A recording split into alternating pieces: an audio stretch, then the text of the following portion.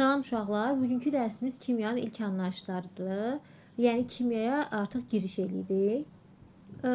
Kimyanı öyrənmək üçün biz öncə bilək ki, kimya nəyi öyrənir? Kimya maddələri, onların tərkibini, quruluşunu, xassələrini, çevrilmələrini, çevrilmə şəraitini, bu çevrilmələr zamanı müşahidə olunan hadisələri öyrənən elmdir. Bu bir qaydadır. Bəzi uşaqlar deyir ki, kimya cisimləri öyrənir. Xeyr, cisimləri daha çox öyrənən hissə fizikadır. Kimya cisimlərin təşkil olunduğu maddələri öyrənir. Yaxşı, dedik cismin adını çəkdik, maddənin adını çəkdik. Bunların fərqi nədir? Məsələn, tutalım ki, bizim əlimizdə bir stul var. Atıram, stul. Stul nədir? Cisim. Bu stul nədən hazırlanıb? Material nədir? Məsələn, dəmir. Bu nədən hazırlanıbsa, biz buna deyirik ki, stul cisminin maddəsi. Yəni, sadə olaraq bu şəkildə. Və yaxud deyirəm ki, üzük. Üzük nədir? Cisimdir. Tamam. Üzük nədən hazırlanıb? Qızıldan. Deməli, qızıl nədir? Maddəsidir. Bizim evdə istifadə edədiyimiz, adi yeməkdə istifadə edədiyimiz xörək duzudur. Baxın, natrium xlordur. Evdə istifadə etdiyimiz sudur. Bunlar da hamısı maddələr sayılır. Yaxşımı? Maddələri bir-birindən fərqləndirən və yaxud bir-birinə oxşarlığını göstərən müəyyən əlamətlər olur. Məsələn, duzdur bu, natrium xlor, bu da sudur, H2O. Bunları bir-birindən fərqləndirən və yaxud bunların bir-birinə oxşarlığını müəyyən edən əlamətlərə xassələr deyilir. Yadınızda saxlayın. Elə bir əlamətlərə xassə deyilir ki, onlar təcrübəçi tərəfindən dəyişdirilə bilməsin. Yəni, xassələr dəyişməzdir. Yaxşımı? Xassələr özləri iki qrupa bölünürlər. Fiziki xassələr ola bilər. Bir də kimyəvi xassələr ola bilər. Fiziki xassələr sadədir. Elementin, maddənin, daha doğrusu, rəngi, iyi, dadı, aqreqat halı, sıxlığı, ərimə qaynama temperaturu, istilik və elektrik keçiriciliyi, bir də həll olma qabiliyyəti. Bunlara deyirik fiziki xassələr. Kimyəvi xassələr isə maddənin bir başqa maddəyə çevrilməsi, bir başqa maddənin reaksiyaya girməsi, maddənin metal və ya qeyri-metal olması, amfiter olması, turşu olması, əsas olması, oksidləşdiriciliyi və yaxud reduksiyedici qabiliyyəti nəzərdə tutulur. Fiziki xassələrin içərisində biri var ki, uşaqlar bunu əksər hallarda qarışdırılır. Bu da sıxlıqdır. Baxın, biz fizikadan da bilirik ki, istənilən cisim 3 parametrlə ifadə olunur. Biri sıxlıqdır, biri kütlədir, digəri də həcmdir. Uşaqlar sual verir ki, niyə görə sıxlıq fiziki xassədir, amma kütlə ilə həcm fiziki xassə deyil? Mən bayaq burada bir söz dedim ki, xassə dəyişməz olmalıdır. Təcrübəçi kütlə ilə həcmi dəyişdirə bilir, amma sıxlığı dəyişdirə bilmir. Ona görə sıxlıq fiziki xassədir. Məsələn, mən gedib marketdə deyirəm ki, mənə 1 litr süd ver və ya 10 litr süd ver. Mən həcmi dəyişdirə bildim də. Və yaxud deyirəm ki, 1 kiloqram alma ver və yaxud 3 kiloqram alma ver. Kütləni də dəyişdirə bildim. Amma biz gedib demirik ki, mənə sıxlığı 1 olan su ver. Çünki adi şəraitdə suların zaten sıxlığı 1-dir. Yaxşı, bu dəyişməz xassədir. Ona görə buna deyirik ki, bu xassədir, dəyişməz əlamət olduğuna görə. İndi məsələn, bir neçə fikir deyək, gəlin tapaq ki, bunlar fizikdir, yoxsa kimyəvidir. Deyirəm ki, fluor güclü oksidləşdiricidir. Baxın, nəydən danışdım? Oksidləşdiricilikdən danışdım. Bu necə xassədir? Kimyəvi xassədir. Deyirəm ki, neftin sıxlığı suyun sıxlığından azdır. Hansı əlamətdən danışıram? Sıxlıqdan. Bu necə xassədir? Fiziki xassə.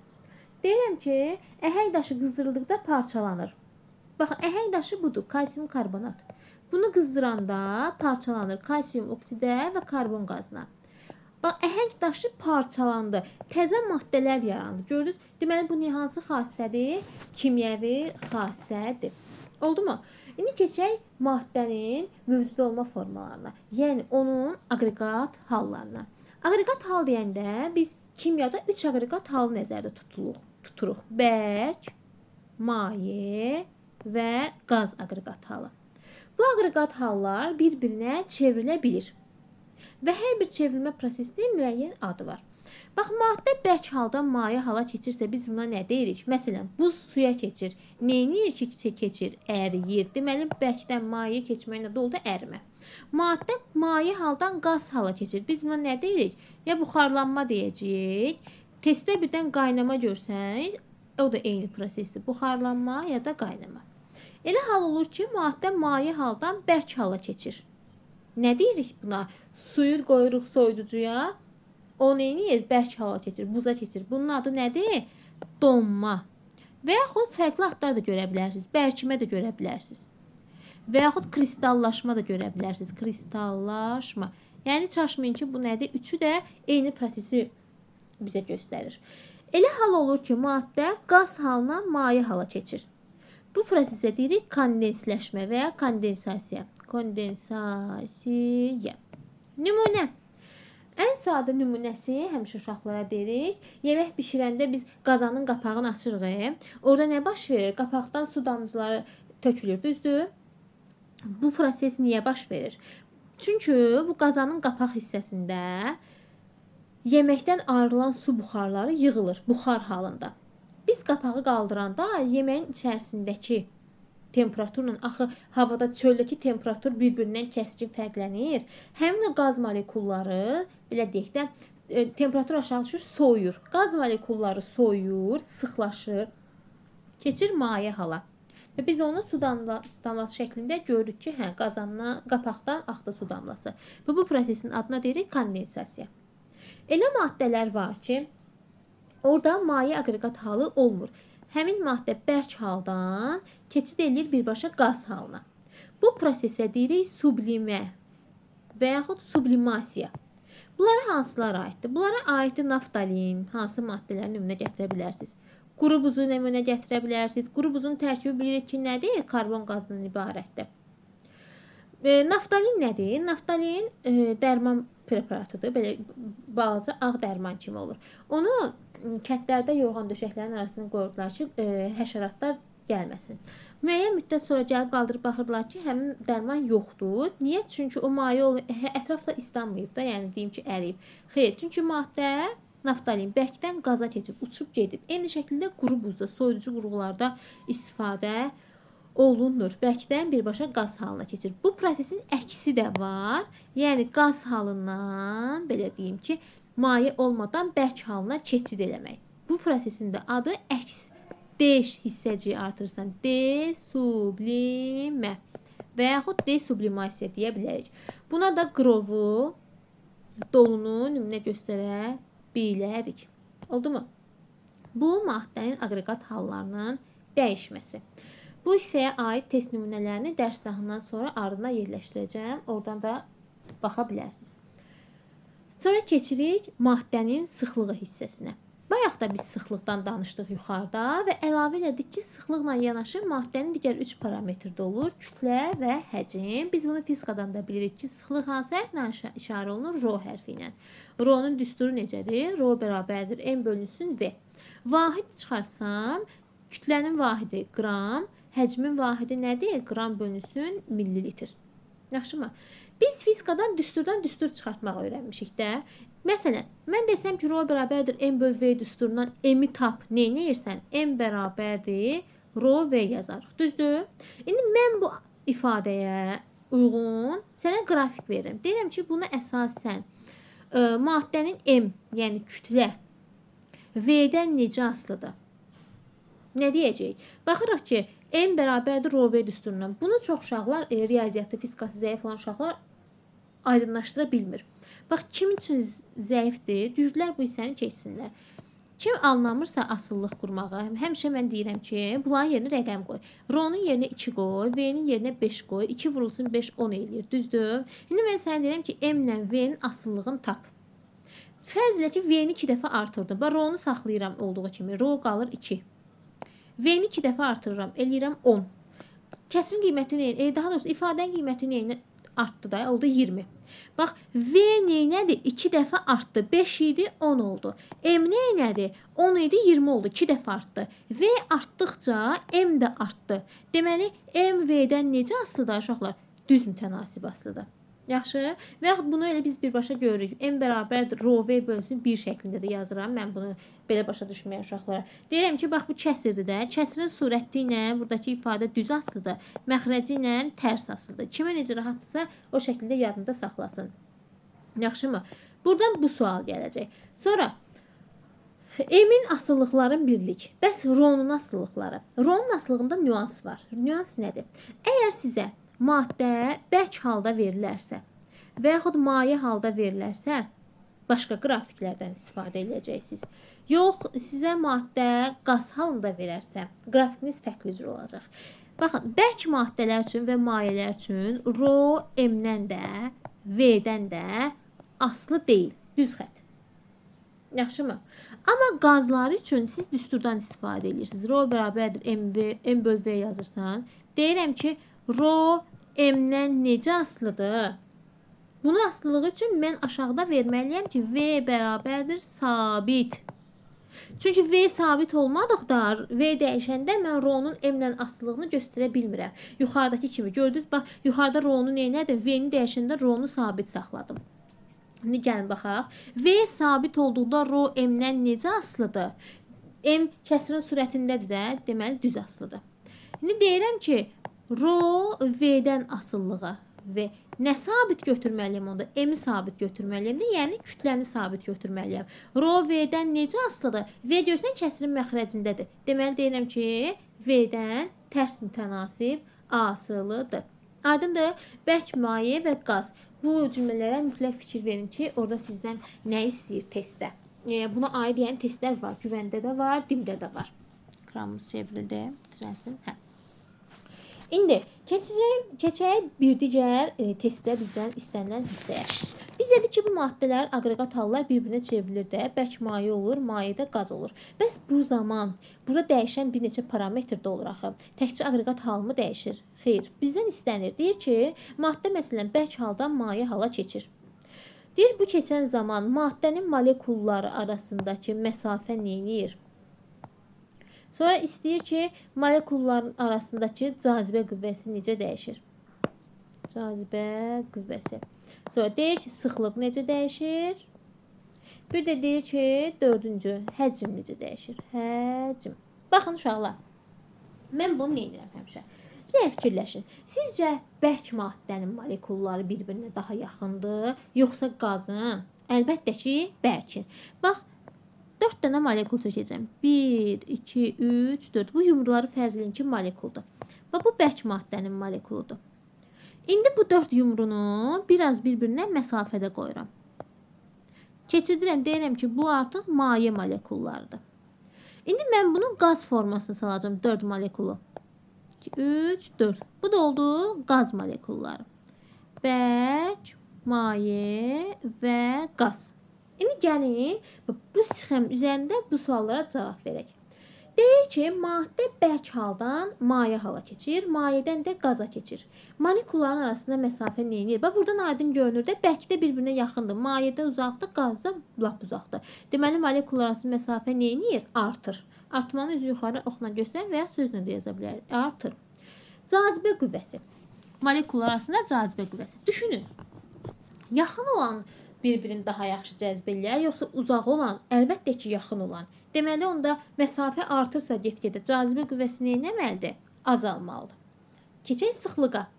Baxın, bərk maddədə molekullar bir-birinə görür necə sıxdılar. Mayeyə getdikcə biraz seyrəlirlər. Qaza getdikcə daha da seyrəkləşir molekullar. Məsafə çoxalır. Deməli, sıxlıq getdikcə neynir? Azalır. Gələk həcmə. Baxın bu şəklə. 4 dənədir ikisində də molekul sayı. Sadəcə o bərkdə bir-birinə yaxındılar deyə. Tutduqları yerə baxın azdır. Mayedə daha çoxdur, qazda isə biraz da çoxdur. Birisi də həcm, ola bilər ki, fizikaya görə tərifi tam düzgün deməyim. Həcm maddənin fəzada tutduğu yerə deyilir. Görürsünüz, qaz molekulları daha çox yer tutur. Deməli, getdikcə həcm neynir? Artır. Bu qaydaya tabi olmayan yeganə maddə su və onun buz formasıdır. Niyə? Bir də sual verim sizə. Buz suda batırmı? Cavabınızı gözləyirəm. Cavab nədir? Cavab olur ki, batmır. Yaxşı, bəs niyə batmır? Nə suda batmır? Sudan yüngül olanlar. Onda belə çıxır ki, buz sudan yüngüldür. Düzdür? Yüngül olmaqda sıxlıqla birlikdə buz sudan daha aşağıdır. Axı bu bizim qaydamıza tərs gedir.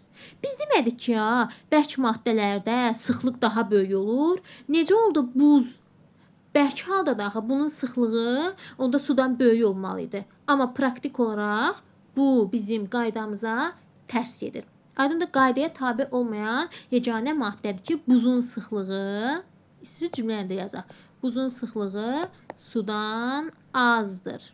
Ona görə də buz suda batmır. Yaxşımı? Bunu həcmlə də deyə bilərik. Əgər buzun sıxlığı azdırsa, onda onun tutduğu yer çox olacaq və beləliklə V buz böyük olacaq V sudan həcmdə. Bunu da necə sübut edə bilərsiniz? Şüşə butulkalara aroma deyirlər. Ona ağzına kimi su doldurun, qoyun buzxanaya. Amma ağzına kimi doldurun. Ha. O qalsın orada bir həftə.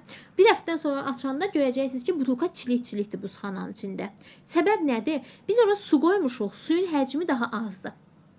Yaxşı, su qoymuşuq.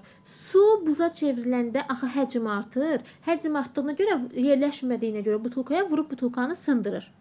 Yaxşı, bu iki hissə bizim qaydamıza əks gedir, tabe olmur.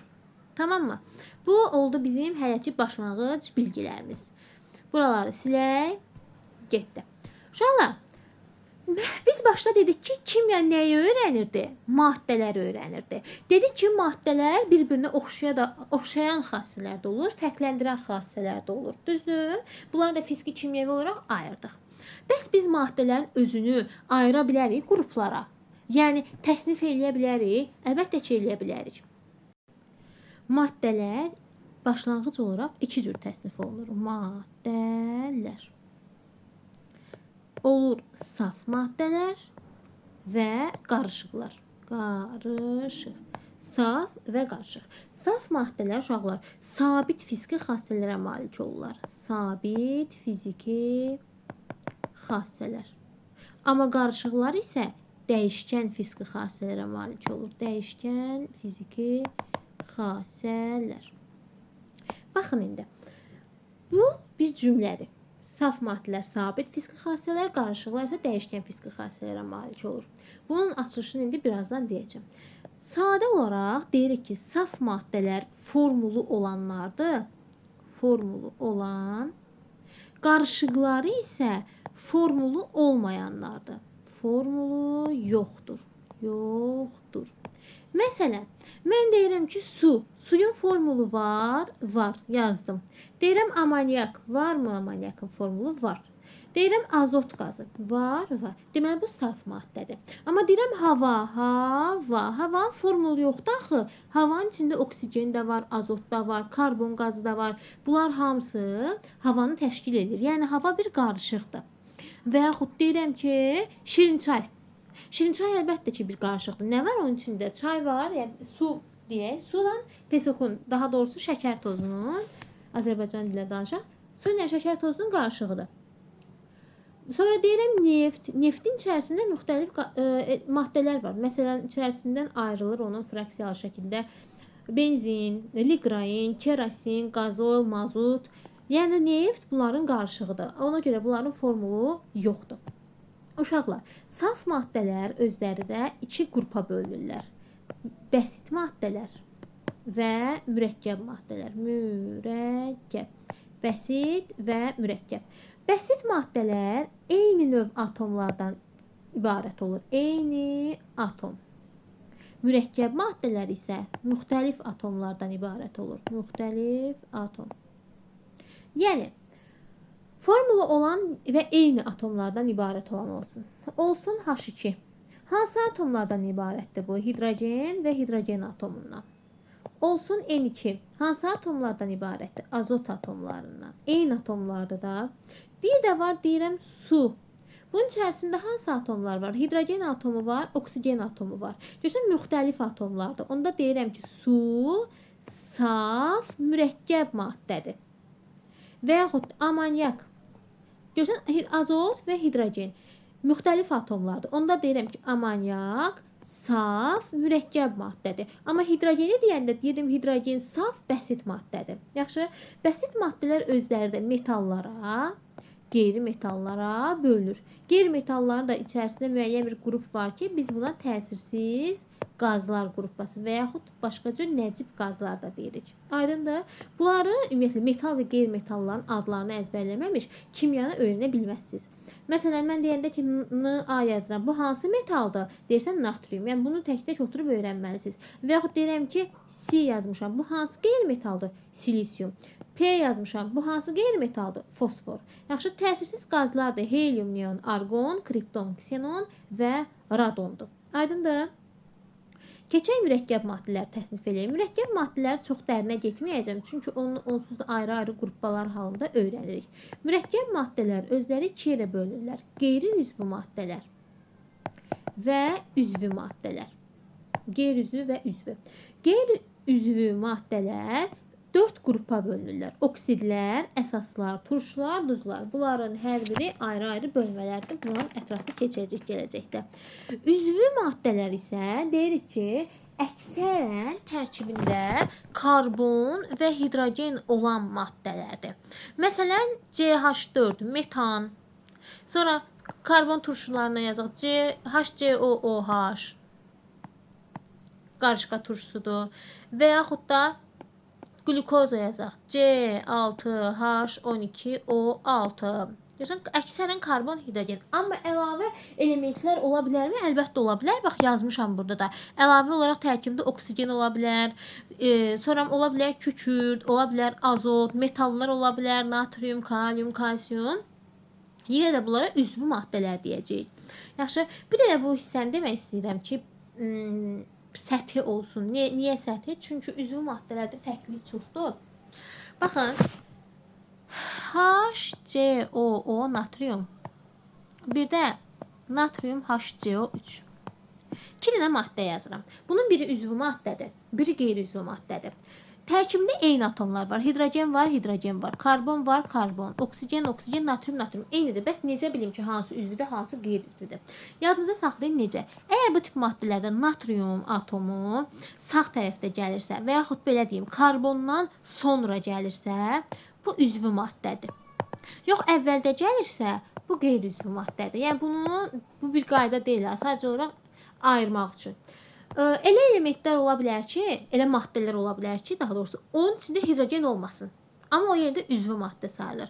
Məsələn, karbon tetraxlorid, karbon xlor 4, sonra karbon 2, xlor 6 və yaxud baxın, karbon flor, bax bu. Bu da, mən burada niyə 2 dənə xət çəkdim, 3 dənə xət çəkdim. Əslində 2 yazmalıyam, prosta qələm. Bax, gözün içərisində hidrogen yoxdur, amma bunlar da üzvü maddə sayılırlar. Yaxşımı? Bu oldu üzvü və qeyri-üzvü maddələrin təsnifatı. Tamam. Bunları dəftərdə mən danışdıqca özü üçün bir sistemləşdirin. Tamam. Keçək indi metallardan danışdıq bayaq, bir də qeyri-metallardan danışdıq. Düzdür? Dedik ki, bəsit maddələr, bir də xatırladaq, metal ola bilir, bir də qeyri-metal ola bilir. Düzdür? Metallar və qeyri-metalları bir-birindən fərqləndirən və oxşar olan xassələr var. Baxın, metallar əksər hallarda hansı aqreqat halda olur ay uşaqlar? Bərk halda. İstisna var bir dənə. Kimdir o istisna? Civə. Bəs civə hansı haldadır? Maye haldadır. Yeganə istisna bunu nümunə göstərə bilərik orta məktəbdə. Qeyri-metallar isə metallardan fərqli olaraq 3 aqreqat halın üçündə də ola bilirlər. Yəni bərk halda olan qeyri-metal da var, maye halda olan da var, qaz halında olan da var. Bərk halda olanlar 6 dənədir. Mən bunu hər dərs soruşuram demək olar ki. Ona görə yaxşı yadınızda saxlayın. Birincisi yoddur. O biri karbondur. Digəri silisiumdur. Digəri bordur, digəri fosfor, digəri kükürt. 6 dənə qeyri-metaldır. Uşaqlar bəzən qarışdırır. Nəyi qarışdırırlar? Deyirəm ki, karbon bərk haldadır. Deyir ki, ay müəllimə, havada karbon var. Nətər bərk halda olur? Uşaqlar, havadakı karbon deyil, havadakı budur, karbon qazıdır. Və yox deyirəm ki, kükürt bərk haldadır. Deyir müəllimə, kükürt qazı axı deyir, kükürt qazı. Kükürt qazı bu deyil, S deyil, kükürt qazı budur. Karbon da, kükürt də özü adi şərtdə bərk haldadır. Maye halda olan qeyri-metalımız bir dənədir, bromdur. Digərləri isə qaz aqreqat halındadır qeyri-metallar. Onlara da aiddir hidrogen, oksigen, azot, xlor, flor, ozon və s. və axır saya bilərik ardına. Oldu mu? Keçək digər onları fərqləndirən xassələrə. Bax uşaqlar, metallar elektrik cəryanını və istiliyi yaxşı keçirirlər. Amma qeyri-metallar elektrik cəryanını ümumiyyətlə keçirmirlər, istiliyi isə pis keçirirlər. Metallar plastik xassəlidir. Plastik xassəli kapronluq demək deyil. Yəni metallar kaprondur, xeyr. Plastik xassə odur ki, ona istənilən formanı verə bilirsən. Məsələn, eşitmisiniz, dəmiri isti-isti döyərlər. Belə bir atalar sözü var ha. Dəmiri döymək. Niyə dəmir döyürlər? Çünki onu formaya salırlar. Baxın, metalları istədiyimiz formaya döyüb, yaslayıb sala bilirik. Buna görə deyirik, metallar plastikdir. Qeyri-metalları isə döysək, məsələn, dəmir çəkiclə döyüb istənilən formaya saldın, amma qeyri-metalla çəkici vursan, o ovxalanıb töküləcək. Nümunə, hamımızın gördüyü qeyri-metal karbondur da, harada görmüsünüz? Kömür, kabab çəkəndə. Kömürə əl vuranda, zərbə vuranda neynir? Ovxalanıb tökülür. Düzdür? Ona görə deyirik ki, qeyri-metallar kövrək, xassəlidirlər. Aydındır? Ümid edirəm ki, aydındır. Keçək bir digər hissə olan allotropiya hissəsinə. Allotropiya nədir? Bu testdə ən çox olan hissələrdən biridir. Uşaqlar, bir maddə, bir element təbiətdə müxtəlif bəsit maddələr halında mövcud ola bilər. Yaxşı, bir neçə formada mövcud ola bilər. Və biz bu prosesə deyirik allotropiya. Yəni, bir elementin bir neçə bəsit maddə əmələ gətirməsinə allotropiya deyirik. Əmələ gələn bu bəsit maddələrin özlərinə isə allotropik şəkil dəyişmələr deyirik. Allotropik şəkil dəyişmə əmələ gətirən elementləri copsis olaraq yadında. Bəzilər copsip deyir, bəzilər copsis deyir. Fərqi yoxdur. Kimə necə rahatdırsa yadında saxlasın. Copsis yadda saxlayıram mən. Karbon elementi 4 bəsit maddə halında mövcud ola bilər. Almaz, qrafit, karbin və fullerin. Almaz, qrafit, karbin və fullerin.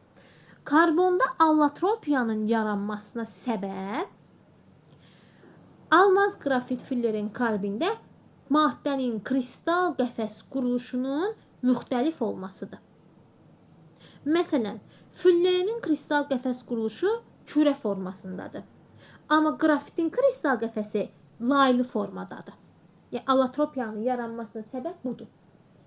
Oksigen kimyəvi elementi iki formada mövcud ola bilər. Bir oksigen bəsit maddəsi halında oksigen. Digər halda isə ozon bəsit maddəsi halında. Yaxşı, baxın, kimyəvi element bəsit maddə halında mövcud oldu. Buradakı fərq nədir, səbəb nədir? Çünki oksigəndə allotropiyanın yaranması, oksigəndə 2 atom, ozonda 3 atom var. Yəni, atomların sayılarındakı fərqə əsasən. Digər şəkil dəyişməyə gətirən element fosfordur. Fosfor elementi 3 bəsit maddə halı, 3 formada mövcud ola bilir. Ağ fosfor formasında, qara fosfor formasında və qırmızı fosfor formasında. Digəri, baxın, COP-sı kim qaldı? Silisiumdan kükürt qaldı. Silisium 2 formada mövcud ola bilər. Amorf silisium və kristal silisium, kristallik. Amorfla kristallikdə fərq odur ki, kristal formada atomlar, molekulun tərkibində atomlar nizamlı düzülüşə malikdir.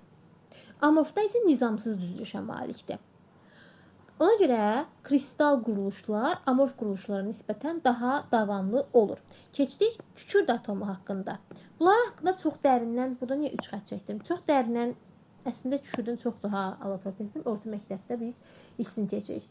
Dərindən məlumat vermirəm, çünki onsuz da bunları ayrı-ayrı keçəndə hamısını biləcək, hələ ki bizə onsuz lazım deyil. Baxın, kükürdün 2 allotropik şəkil dəyişməsi var orta məktəbdə. Biri kristallik kükürdür, digəri isə plastik kükürdür. Burada fosforu da danışanda yadımdan çıx demək. Baxın, ağ fosfor P4 formasında yazılır. Qara və qırmızı fosfor isə PN formasında yazılır. Bunu da yadınızda saxlayın. Və ağ fosforu siz testdə qrafik olaraq şəklini istəsə, bax bu şəkildə çəkirsiniz. Bax. Mərkəzdə bir P, bu bir P, bu bir P, bu da o birisi P. Baxın, bu ağ fosfor molekuludur. Xəttləri görün, birləşdirən, belə deyək də, indi rabitəni keçmədiyimizə görə, burada atomları birləşdirən xətlərə rabitə deyirik. 1, 2, 3, 4, 5, 6 dənə rabitəsi olmalıdır ağ fosforun. Kükürdü deyəndə yadıma düşdü.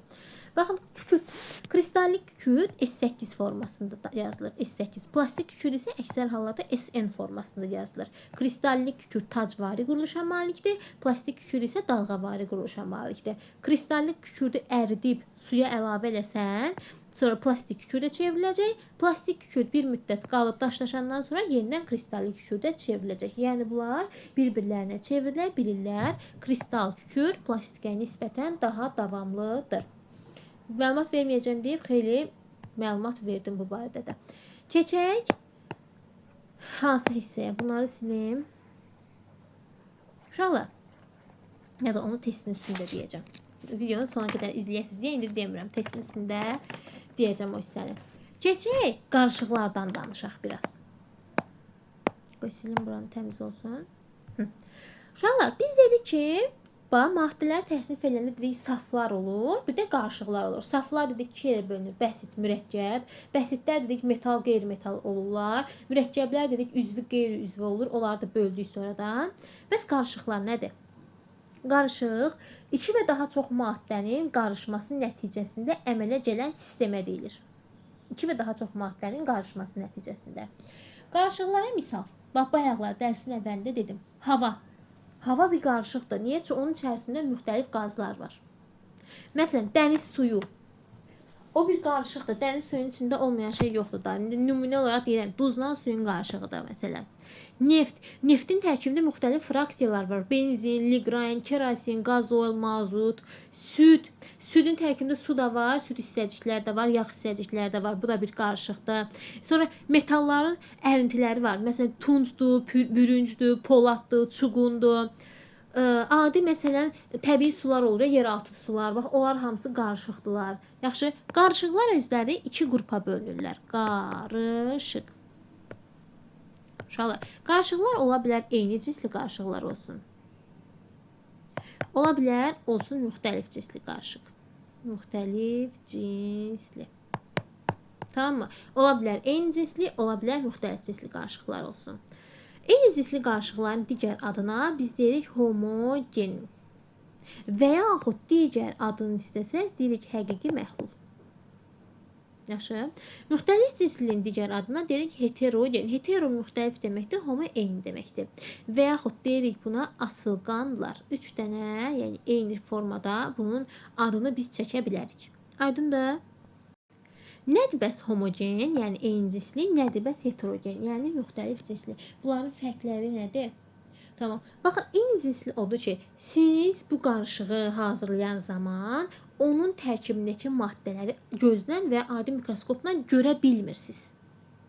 Məsələn, şirin çay düzəldirsən, çayın içərisinə əlavə edirsən şəkər tozu. Çay plus şəkər tozu qarışdırdın. Qarışdı bir-birinə, əmələ gəldi bir dənə məhlul. Biz sonra o çayın içində görə bilirikmi, oraya əlavə etdiyimiz şəkər tozu çayın harasındadır? Yuxarısındadır, ortasındadır, aşağısındadır. Görə bilmirik də gözlə. Deməli, bu necə qarışıqdır? Eyni cinsli. Yəni, oradakı şəkər məhlulun bütün həcmində bərabər paylandı. Bizim içdiyimiz çayın stakandakı yuxarı hissəsi də şirin oldu, aşağı hissəsi də şirin oldu da. Buna deyirik eyni cinsli qarışıq. Yəni, gözdən görmürük. Və yaxud hava. Havada görə bilirik, oksigen ha tərəfindədir, azot ha tərəfindədir. Yox. Deməli, bu eyni cinsli qarışıqdır. Müxtəlif cinsli qarışıqda isə uşaqlar gözlə görürük. Məsələn, yağlı su. Bitki yağı üstəcə su. Görə bilirəm də, mən onu suyun üzərində yağı tökəndə, yağ nə qədər qarışdırırsansa qarışdır, yağ sonradan çıxır suyun üzünə. Biz görürük də orada adi gözlə yağı, düzdür? Deməli, bu necə qarışıqdır? Heterogen. Və yaxud qumla su nə qədər qarışdırırsansa qarışdır, qum suyun dibində qalır. Görürük, buna deyirik heterogen qarışıq.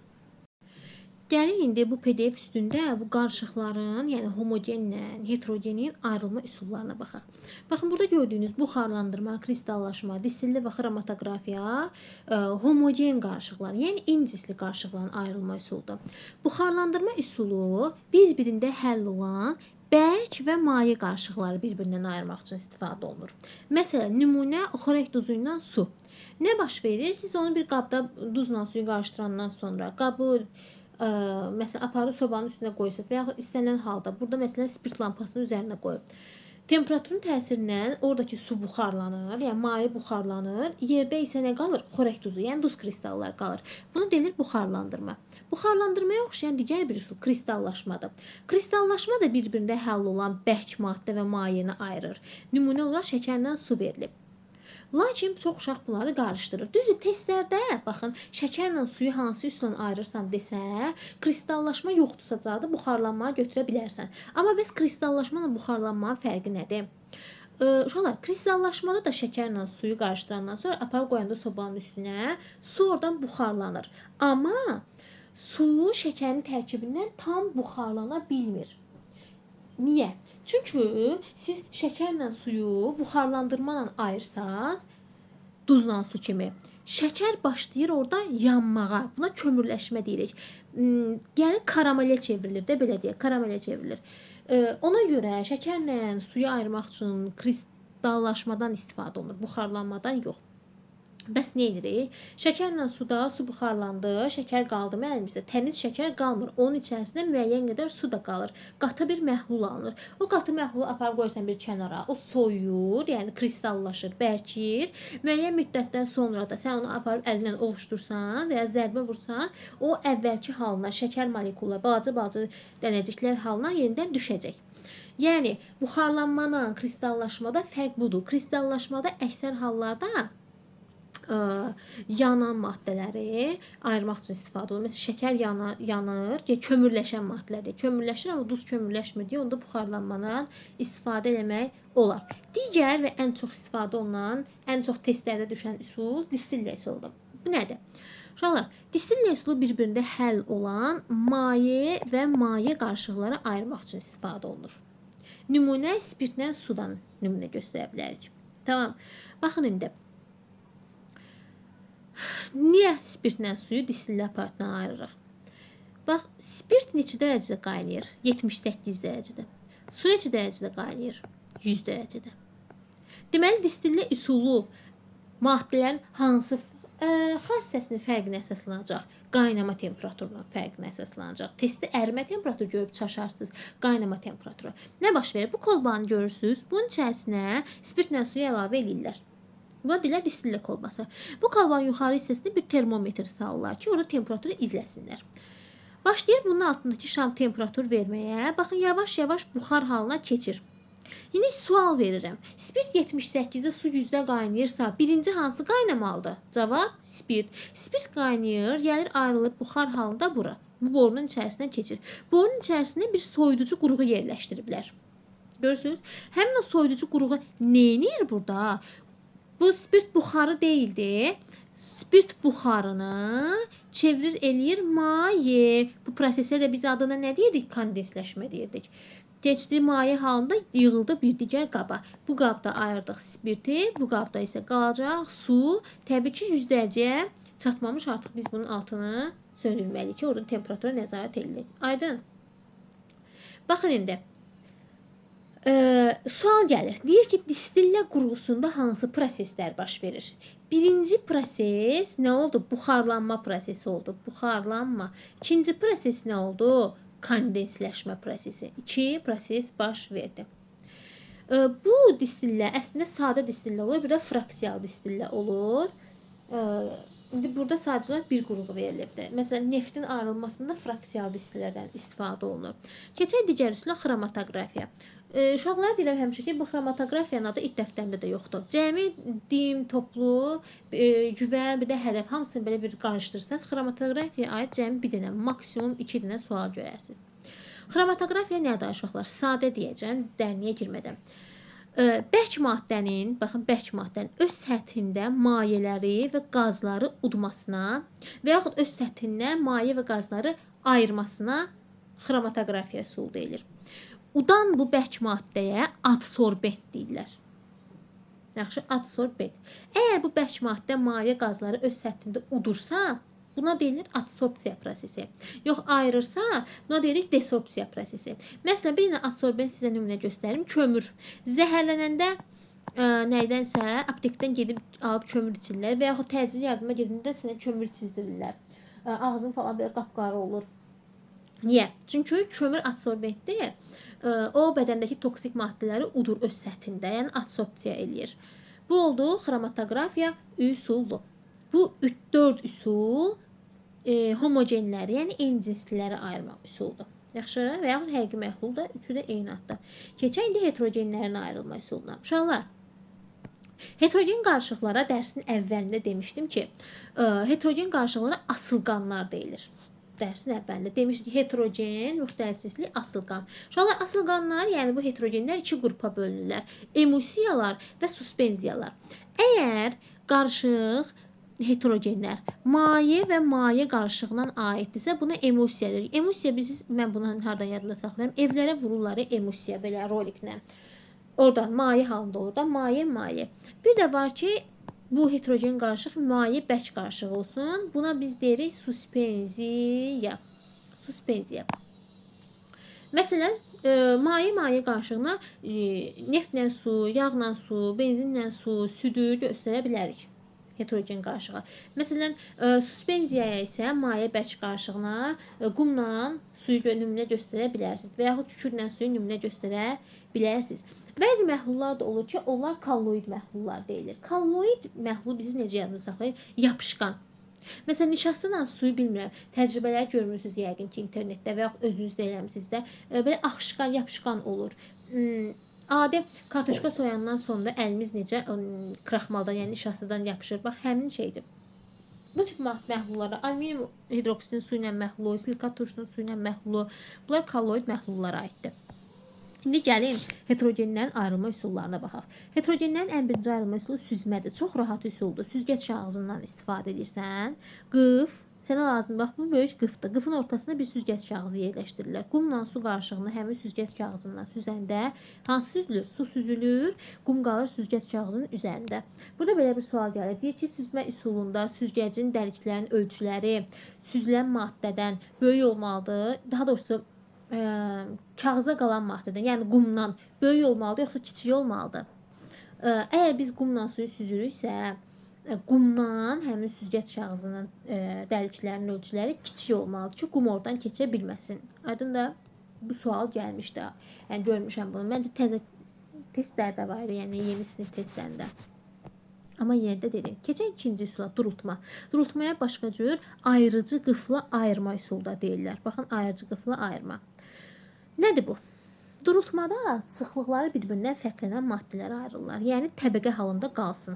Yağla su, benzinlə su, neftlə su, yüngül olan bilirsiniz də üst hissədə qalır. İndi maye yağla suyu qarışdıranda hansı üstdə qalacaq? Yağ üstdə qalacaq. Düzdür? Su aşağıda qalacaq. Ona görə onu tökürsən bir qıfa, bax bu cihaza. Burada görürsünüz kran var balaca. Təbəqəni görürsünüz də sarı hissə yağdır, burada mavi hissə sudur. Bu kranı açırsan, bu hissə açılır, su gəlir süzülür. Gördün ki, yağ hissə gəlir, kranı tez bağlayırsan öz yerinə, beləliklə ayırmış olursan. Amma bu təmiz ayırmadır mı? Təbii ki, ümumiyyətlə bu üsulların heç bir tərtəmiz ayırma üsulu deyil. Yaxşı, burada sual gəlir. Durultma üsulu hansı xassə fərqinə əsaslanır? Sıxlıq fərqinə əsaslanır. Yüngül olan üstdə, ağır olan aşağı hissədə qalır. Tamam mı? Keçək üçüncü üsula, maqnitlə təsir etməyə. Bunu da bilirsiniz, maqnitlənmə xassəsi olan elementləri, maddələri digər maddələrin ayırmaq üçün. Maqnitlənmə xassəsi dəmirdədir, bir də onun ərintilərindədir, nikeldədir, kobaltdadır, bunlar da var. Amma yadınızda saxlayın, heç vaxt bu proses suyun içərisində apara bilməzsiniz. Suda maqnitlənmə xassəsi itir. Yaxşı. Məsələn, siz suyun içərisində dəmir olsa, ona maqnit yaxınlaşdırsanız, onu cəzb edə bilməyəcəksiniz. Çünki maqnitlənmə xassəsi itmiş olacaq. Keçək dərsin son hissəsi olan bura. Baxın, bunu çox uşaq oxuyur. Deyir ki, bu nə danışır? İndi mən bunu ayırım lövhəni. Oxudun, amma başa düşmədin. Onda gəlməsini başa salın. Bax. Deyir ki, saf maddə və qarışıqlar aşağıdakı fərqli xassələrə malikdir. Hansı fərqli xassələrə malikdir görəsən? Birinci xatırlayaq görə saf maddə nə idi, qarışıq nə idi? Dedik ki, saf maddə formul olanlardır. Bəsit mürəkkəbə bölünürdü. Bir də var idi qarışıqlar, bayaqdan danışdıqlarımız, homogen, heterogenlər. Deyir ki, birinci cümləyə baxın. Saf maddələrin tərkibləri sabit olur. Maddələrin sabit kütlə nisbətində əmələ gəlir. Qarşıda yazır ki, tərkibləri dəyişkən olur. Nə deməkdir bu, ay uşaqlar? Bir də saf maddə. Ən sadəsini götürün. Bax, su. Bu saf maddədir. Bir dənə də qarışıq götürürüm. Məsələn, şirin çay. Şirin çay. Ən sadəsi. Baxın indi. Uşaqlar, tərkib sabit olur nə deməkdir? Yəni sən suyu hazırlamaq üçün, su yazmaq üçün həmişə 2 dənə hidrogenlə, 2 hidrogen atomla 1 oksigen birləşdirməlisən. Sən bunu dəyişə bilməzsən. Sən deyə bilməzsən ki, mən 3 hidrogenə 1 oksigen birləşdirirəm, H3O eləyirəm, buna da deyirəm su. Xeyr, bu da müəyyən olunub, müəyyənləşdirilib ki, 2 hidrogenə 1 oksigen lazımdır. Yaxşı? Yəni bunun tərkibi sabitdir. Amma şirin çay, harda da yazılıb ki, şirin çayın 1 stəkanına 3 qaşıq pesok tökmək lazımdır? Yazılıb bu? Yox. Yəni tərkibi dəyişkəndir. Sən çox şirin içərsən 5 qaşıq tökərsən. Mən şirin istəmirəm 1 qaşıq əlavə edirəm. Onun tərkibi dəyişkən olur. Yəni biz onu dəyişə bilirik. Tamam. Sonra ikincidə yazılıb ki, əmələ gələn zaman istilik ayrılır və ya udulur. Baxın, su əmələ gəlir. Tutalım ki, hidrogenlə oksigeni birləşdirirəm, yaradıram su məsələn. H2O. Bu yaranan zaman proses necə prosesdir? İstiliyin ayrılması ilə gedir də, düzdür? Eksotermik prosesdir. Eksotermik. Tamam. Müəyyən dərəcədə istilik hiss olunur. Ya qab soyur, ya da qab isinir. Yeni maddə əmələ. Çünki burada kimyəvi proses gedir. Amma şirin çay hazırlayanda biz oradakı kimyəvi proses getmir, oradakı proses fizikidir. Heç bir temperatur dəyişənliyi, yəni istilik ayrılıb udulması baş vermir. Yaxşı? Sonra üçüncü cümlə yazıb ki, əmələ gətirən maddələr öz fərdi xassələrini saxlamır. Uşaqlar, saf maddələr əmələ gələndə, onu əmələ gətirənlər öz fərdi xassələrini saxlamır.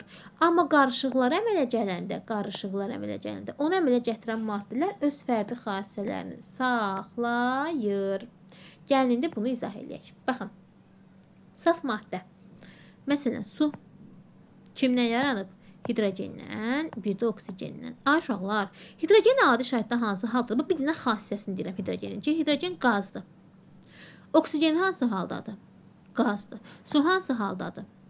Maye. İndi bu suya əmələ gətirən hidrogenlə oksigen öz qaz olma xassələrini saxlaya bildi su əmələ gələndə. Saxlaya bilmədi ki, deməli, saf maddə əmələ gələndə onu əmələ gətirən elementlər öz xassələrini saxlamır. Amma qarışığa bax, şirin çay. Şirin çay hazırlamaq üçün nə edirsən? Su istifadə edirsən, bir də şəkər tozu. Şəkər tozunu adi quru-quru yesən də şirin dadır. Şirin çayın tərkibinə keçəndə də şirin dadır. O öz şirin dadlı dad xassəsini saxlayır. Və yaxud suyu adi şəkildə içəndə də maye haldadır. Şirin çayın tərkibində də maye haldadır. O öz maye olma xassəsini şirin çaya çevriləndə saxlayır. Ona görə deyək ki, qarışıqlarda saxlanır xassə. Sonra sabit fiziki xassələrə malik olurlar. Yadınızda saxlayın. Saf maddələr xassələri, bax, sıxlığıdır, ərimə qaynama temperaturudur, suda həll olma qabiliyyəti. Bunlar sabit olurlar fiziki xassələri. Məsələn, deyirəm ki, saf su, saf maddədə, saf su temperaturun asılı olaraq qaynaması həmişə 100 dərəcədə qaynayır, sabitdir. Amma qarışıqda belə deyil. Şirin çaydır, məsələn, duzlu su hazırlayırsan. Duzlu su 100 dərəcədən yuxarıda qaynayır. Sən bunu 100-dən götürürsən, üzü yuxarı aparırsan. Görün, dəyişkən olur onun qaynama temperaturu. Yəni sabit olmayacaq. Keçək ən sonuncu cümləyə. Əmələ gətirən maddələri fiziki üsullarla bir-birindən ayırmaq olmur. Məsələn, suyu biz hidrogenlə oksigeni necə ayırırıq? Elektrolizlə. Bu da kimyəvi prosesdir. Amma qarışıqları bayaqdan sayırıq. Görürsüz, buxarlanma, kristallaşma, distillə, xromatoqrafiya, süzmə, ayrıcı qıf, maqnitlə təsir etmə. Bunlarda kimyəvi proses baş vermir. Bunların hamısı fiziki proseslərdir. Ona görə deyilir ki, fiziki üsullarla bir-birindən ayırmaq olur. Ay uşaqlar, gəlin indi dim test toplusunda bu mövzunun birinciden sualına baxaq. Hansı ki, yazanda çətinlik çəkirik. Qoy mən buradan bölməni də açım. Mən açana qədər sualı oxuyam. Məsələn, birinci suala baxın. İzah edəndə dedim bunu. Dedim ki, distillə ilə ayırma üsulu. Distillə hansıydı? Spirtlə suyu ayıran cihaz var idi. Bax o. Hansı fərqə əsaslanırdı? Spirt 78-də qaynayırdı. Su 100-də qaynama temperaturunun fərqinə əsaslanırdı. Ona görə cavabı götürürsən C variantı. Məsələn, durultmalı deyir, nəyə fərq əsaslanırdı? Sıxlıq. Məsələn, yağla su kimi. Xromatoqrafiya eyni absorpsiya qabiliyyəti. Məsələn, burada uşaqların çaşdığı ən çox səhv elədiyi suallardan biri, bunu açım, 4-cü sualdır. Baxın 4-ə. Gələn problem oldu, indi düzəltdim. 4. Deyir ki, hansı kimyəvi işarə bəsit maddəni göstərir? Bu sualı uşaqlar işləmək üçün biz birinci kimyəvi işarənə bəsit maddəni ayırmağı bilməliyik. Kimyəvi element nədir? Bəsit maddə nədir? Baxın, məsələn, oksigen O yazıramsa, bu oksigen kimyəvi elementidir. Yəni, oksigenin kimyəvi işarəsidir. Oksigen kimyəvi elementi. Yox, mən əgər oksigeni O2 kimi görürəmsə, burada artıq oksigen qazından, yəni oksigen bəsit maddəsindən söhbət gedir. Yaxşı. İndi mənə deyir ki, hansı kimyəvi işarə bəsit maddəni göstərir? Baxın, A bəndində brom. Bu, brom kimyəvi elementidir. Elementi göstərir, atomunu göstərir. Bunun bəsit halda olması üçün bunun ayağında 2 olmaq lazım idi. Brom 2, yəni A deyil. B'də hidrogen. O hidrogen kimyəvi elementidir. Bəsit halda olması üçün H2 olmalıydı. C'də xlor. Xlor kimyəvi elementidir. Bəsit halda o xlor 2 olmalıdır. C də getdi. D'də N görürəm. Azot. Bu azot kimyəvi elementidir. Bu bəsit halda N2 yazılır. Neon. Neon tək atomludur bəsit maddə. Elə bəsit maddəsi yəni tək atomlu sayılır. Neon atomu, yəni kimyəvi elementi də N yazılır. Neon neon bəsit maddəsi də N yazılır. Çünki bu tək atomludur. Yəni bu tip testdə biz tək atomlular seçməliyik. Burada siz seçə bilərsiniz tək atomlu olaraq metalları. Metallar çünki həmişə tək atomlu ibarətdir. Qeyri-metallardan boru, karbonu, silisiumu. Çünki onları tək atomludur həmişə. Bir də təsirsiz qazları. Yəni burada cavab olur Y variantı. 5-i də buna uyğun özünüz yazarsınız. Məsələn, 6-cı suala deyir ki, bəsit maddəni müəyyən edin. Bəsit maddə nə idi? Eyni növ atomlardan ibarət olanlar. Bax, H2O2. Mürəkkəb nə idi? Müxtəlifdən ibarət olanlar. Onda 7-ci sualın cavabı nə olacaq? Baxın, NH3, N və H müxtəlifdən ibarətdir. HNO3, hidrogen, azot, oksigen müxtəlifdən ibarətdir. Yəni 1-3 cavabımız olacaq B variantı. Sonra burada ən çox səhv olunan sual 17-ci sualdır. Deyir, bəsit maddələr verilmişdir. Bu maddələrin tərkibində neçə kimyəvi element daxildir? Uşaqlar, duda var his. Onun tərkibi karbondur. Ozon necə yazılır? O3. Qrafit nəyin şəkil dəyişməsidir? Necə işarə olunur? Karbonun. Oksigen yazırıq O2. O'ya bax da yazıq. Qırmızı fosfor nədir bəs? Bu böyük burada. Qırmızı fosforda P. İndi ki, tərkibində neçə kimyəvi element daxildir? Baxın, burada dudana qrafitin tərkibindəki kimyəvi element karbondur. Birinci kimyəvi elementimiz karbon oldu. Ozonla oksigen ayrı-ayrı bəsit maddələrdir. Amma kimyəvi element olaraq bunun içindəki element hansıdır? O elementidir də oksigen. Bir də üçüncü elementimiz nədir? P, yəni fosfor. Deməli, burada 3 kimyəvi element var. Baxın, mesela 18-ci suala baxın. Xörək duzu və çay qumu qarışığını bir-birindən necə ayırmaq olar?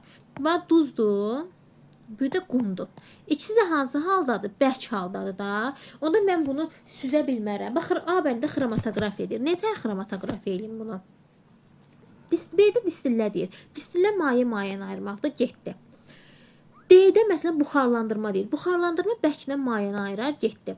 Deməli, mən bunu nə edirəm? Su ilə qarışdırmalıyam. Qum su ilə qarışmır. Kim qarışır bəs? Duz qarışır. Duz suda həll oldu, getdi. Qaldı onda bizim əlimizdə duzlu suyumuz, içində də qum. Sonra mən onu nə edeyim? Qumu süzüm, əlimdə qalsın duzlu su. Duzlu sudan da suyu buxarlandırım, yerdə qalsın duz. Yəni cavab olacaq C variantı. Yaxşı. Keçək burada digər fərqli suallara. Baxın bura. 26. Hansı halda bəsit maddə haqqında söhbət gedir? Uşaqlar, biraz nəfəsim kəsilir, tez-tez danışıram. Deyir ki, bəsit maddə haqqında söhbət gedir. 27 də deyir ki, kimyəvi element haqqında söhbət, yəni kimyəvi element istəyir. Necə fərqləndirək? Uşaqlar, kimyəvi elementlə bəsit maddənin əlamətlərinə görə fərqləndirməyi bilməliyik. Baxın, əgər məsələn oksigendən danışıram. Oksigenin üzərində nümunə götürürəm. Deyirsə ki, oksigen dövrü sistemdə 8-ci elementdir. Oksigenin 8 elektronu var. Nisbi atom kütləsi oksigenin 16-dır. Və yaxud deyir ki, oksigen O hərfi ilə işarə olunur. Burada, yəni kimyəvi işarəsi veribsə, bizə kimyəvi element haqqında danışılır. Çünki dövrü sistemdə mövqeyinə danışılanda dövrü sistemdə görürsünüz O2 yazılmayıb ki, O yazılıb da kimyəvi elementdir. Amma bizə desə ki, məsələn, oksigen tipdə balışların doldurulmasında istifadə olunur və yaxud filan sınaq şüşəsinin tərkibində oksigen var, oksigen qazı var və yaxud oksigen filan maddədən reaksiyaya daxil olmur. Və yaxud oksigenin rəngi belədir, iyi belədir, dadı belədir, ərimə qaynama temperaturu belədir. Bu bilgilər verilirsə, deməli bizdə burada bəsit maddə haqqında söhbət gedir. Yaxşı? Və ən əsası, əgər element başqa bir saf maddənin tərkibində verilirsə, bir də deyirəm, safı daha da qısıtlasaq, əslində saf deməyək, mürəkkəb deyək. Başqa bir mürəkkəb maddənin tərkibində verilirsə, tamam. Burada ondan kimyəvi element olaraq danışılır. Kimyəvi element olaraq. Yox, əgər başqa bir saf yazıram, elə bu saflardan düşüb bilmə. Başqa bir qarışığın tərkibində verilibsə, burada bəsit maddə haqqında söhbət gedir. Yaxşı. Məsələn, deyirəm ki, azot amonyakın tərkibində. Bax, amonyak nədir? Ay uşaqlar, mürəkkəb maddədir də. Mürəkkəb maddənin tərkibində nə idi bu? Kimyəvi element olaraq. Yəni, öz xassəsini daşımır da. Azot qazdır, məsələn, filan dərəcə qaynayır, filan dərəcə ərir. Amma amonyakın xassələri tamam fərqlidir. Azot özünü orada göstərə bilmədi. Ona görə sadəcə orada kimyəvi element kimi qaldı.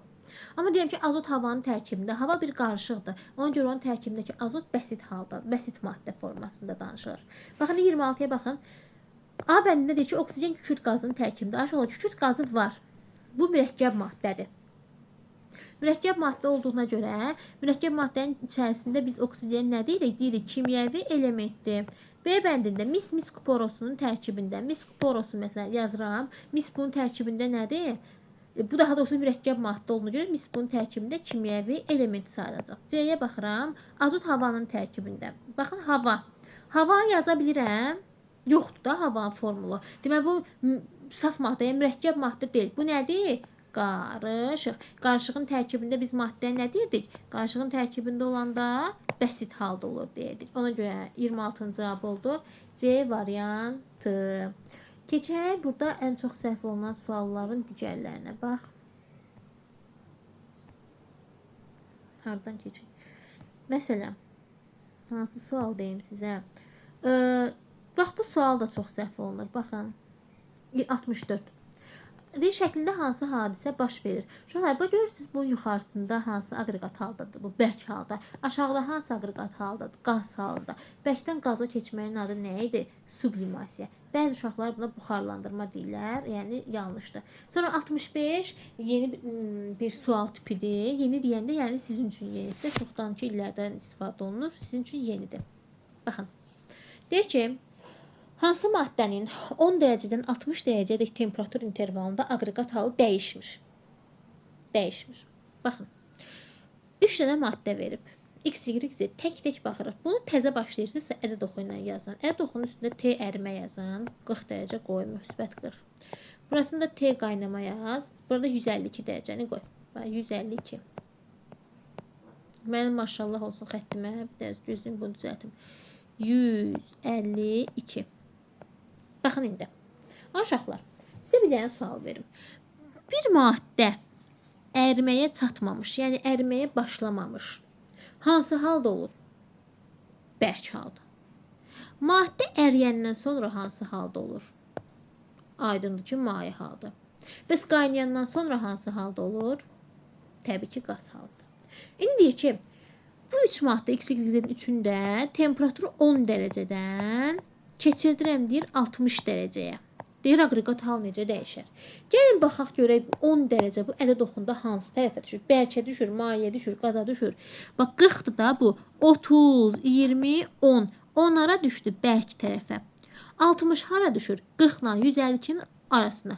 Yəni maye tərəfə. Bərkdən mayeye keçid elədi. Aqreqat hal dəyişdi. Bizə dəyişmir deyir. Deməli cavab X deyil. Y üçün eyni şeyi eləyirəm yenə. Bax T ərməni yazıram bura müsbət 5. T qaynamanı da yazıram müsbət 230. Əriyənə qədər hansı halda olur maddə? Bərk. Əriyəndən sonra hansı halda olur? Maye. Qaynayandan sonra hansı halda olur? Qaz. Yəni yenə bunu da müsbət 10-dan müsbət 60-a keçirdirəm. Və 10 dərəcədə hara düşür?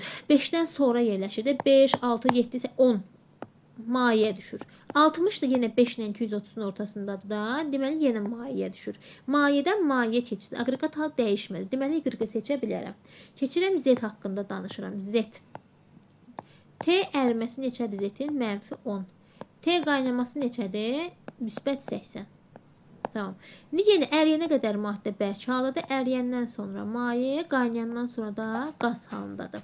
İndi baxaq görək müsbət 10-dan müsbət 60-a keçəndə bu nə olur? Müsbət 10 harda da uşaqlar? -10-dan sonra, yəni maye tərəfdə. Maye. 60 haradır? 60 da -10-dan müsbət 80-in ortasındadır. Bu aralıqdadır. Yenə maye. Dəyişmədi ki, aqreqat hal dəyişmədi. Deməli Z-i də seçə bilərəm. Cavab olur Y-nə Z, C bəndi. Bu 66 ona oxşayan sualdır. Sonra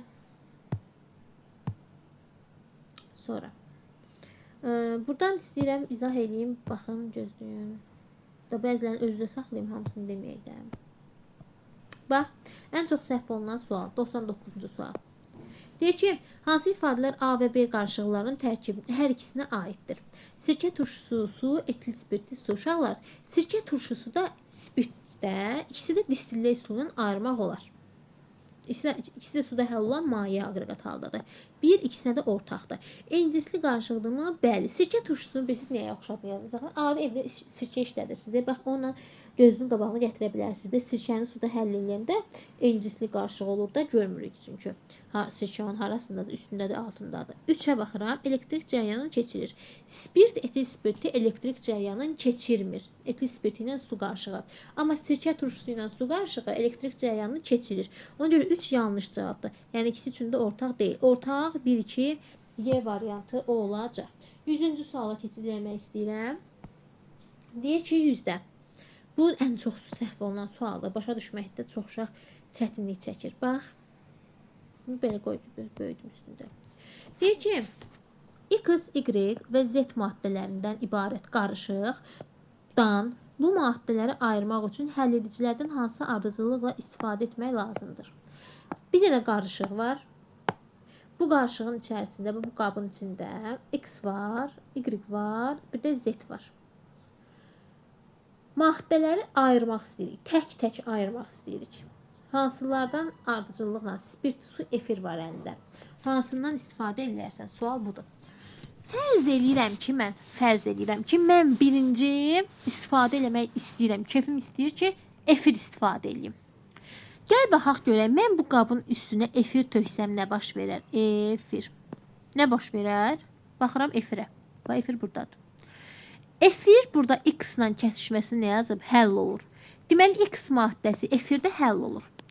Y maddəsinə baxın. Y-də nə edir? Y-də efirdə həll olur. Z-də baxın. Z efirdə həll olmur. İndi mən bura efir tökəndə X da efirdə həll olacaq. Y-də efirdə həll olacaq. İndi mən nə bildim ki, hansını ayırdım? Efir ikisini də götürdü, getdi özü ilə. Ayıra bilmədim də. Deməli birinci efirdən istifadə edə bilmərəm. Efiri istifadə etsəm x, y-in ikisi də birdən gedəcək. Mənə lazımdır tək-tək ayırım. Yaxşı. İndi birinci su istifadə edə bilərəmmi? Baxıram ki, su istifadə etsəm x həll olmur suda. Amma y-in z-in ikisi də suda həll olur. İndi mən bura su əlavə etsəm y-lə z-in ikisi də suda həll olub çıxıb gedəcəklər. Yine tək-tək ayıra bilmədim axı. Ona görə su da istifadə edə bilmərəm. Suyun da üzərindən bir xətt getdi. Bəs neyniyim? Neyniyim? Spirt əlavə edeyim. Niyə spirt? Baxın. Spirtdə ancaq kim həll olur? X həll olur. Y-ə baxın, spirtlə kəsişməsini. Bax, həll olur. Y həll olmur, Z həll olmur. Deməli, mən bura gətirib spirt əlavə eləsəm, kim hansı gedəcək spirtlə həll olacaq? Bax, qrafikdən yazılıb. Spirtdə həll olan kimdir? X-dir. X çıxdı, getdi spirtlə. Bax, X-in üstündən bir xətt. Bax, X yoxdur. Spirtimdə işlətdim də, əlimdə var idi bir dənəsini işlətdim. İndi kim qalıb qabda? Y-lə Z qalıb. Mən bura indi spirtdən sonra su töksəm, Y də həll olacaq suda, Z də suda həll olacaq. Ayıra bilmədim yenə. Hansı oldu? Ona görə efir əlavə eləyirəm ki, bax, efirdə Y həll olur, amma Z həll olmur axı. Efir əlavə edirəm ki, Y həll olsun, çıxsın, getsin. Efirdə daha işlədim, qutarım. Yerdə qalsın bir dənə Z. Tamam, onu da su ilə həll edəcəm. Yəni, spirt, efir, su. Cavab olur Y variantı. Yaxşı. Bu suallar oxşardır. Bir dənə 106-cı suala baxın. Deyir ki, qrafik verilib hansı ifadələr doğrudur? Fikirləri oxuyanda görürəm ki, mən burada 3 dənə maddəm var. Biri saf sudur.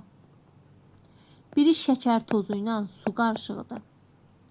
Digəri də duzla su qarışığıdır. Baxın uşaqlar. Bunlar da hansı saf maddədir?